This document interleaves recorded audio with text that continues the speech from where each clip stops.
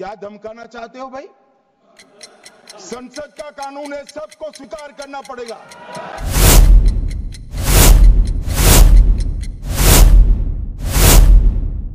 दोस्तों, आज की इस वीडियो में हम जानेंगे कि वक्फ अमेंडमेंट बिल क्या है और सरकार ने ये बिल क्यों लेकर आया।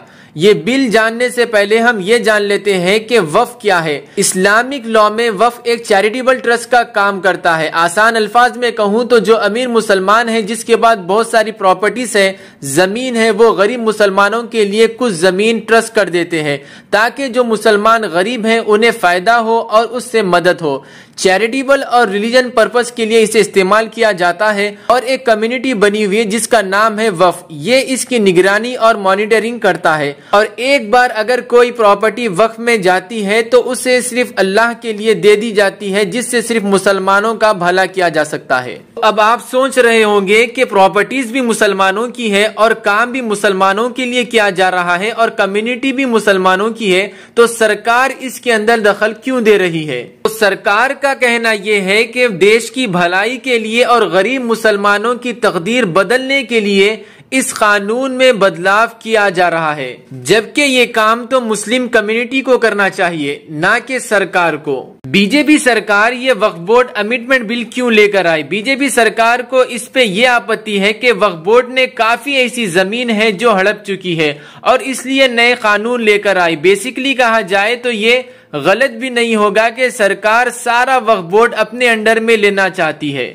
और आपकी नॉलेज के लिए ये बात बताता चलूं कि आज वक्फ के पास 9.4 लाख एकड़ लैंड है, जो कि रेलवेज और डिफेंस फोर्स के बाद थर्ड लार्जेस्ट लैंड वक्फ के पास है। और इसकी इनकम से जो भी आता है, इससे अपने मजहब के लिए, मस्जिद के लिए, तालीम के लिए, वेलफेयर, इन सब चीजों के लिए इस्तेमाल किया जाता है। और आज हिंदुस्तान में तकरीबन 32 वक्फ बोर्ड है और ये अलग अलग स्टेट्स में वक्फ बोर्ड को मैनेज करते हैं। जैसा कि मैंने अभी अपने वीडियो में कहा है कि बीजेपी सरकार को इस बात की आपत्ति है कि वक्फ बोर्ड ने काफी जमीन ऐसी है जो हड़प चुकी है। इस पर डीएमके के एमपी ए राजा ने कहा कि ऐसी कोई भी प्रॉपर्टी जो वक्फ की है नहीं कह सकते, क्योंकि पहले तो उस जमीन का सर्वे होता है, सरकारी अफसर उसकी जांच करता है, एक पूरे प्रोसेस होने के बाद ही उस जमीन को वक्फ में दी जाती है। यानी वक्फ बाय यूजर के नाम पे वक्फ बोर्ड अपनी मनमानी नहीं करता।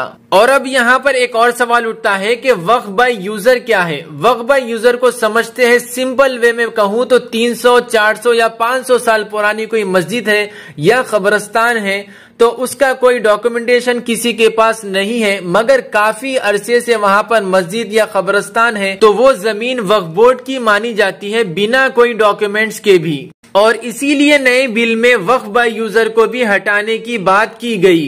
नए बिल की बात करें तो वक्फ अमेंडमेंट बिल जो पार्लियामेंट में 12 घंटे की डिबेट के बाद बिल को पास कराया जाता है। लोकसभा और राज्यसभा में अब बिल को मंजूरी मिलने के बाद अब वक्फ नए कानून से चलेगा और इस बिल को उम्मीद का नाम दिया गया, यानी unified Waqf management empowerment efficiency and development act. इसको शॉर्ट में उम्मीद कहा जा रहा है।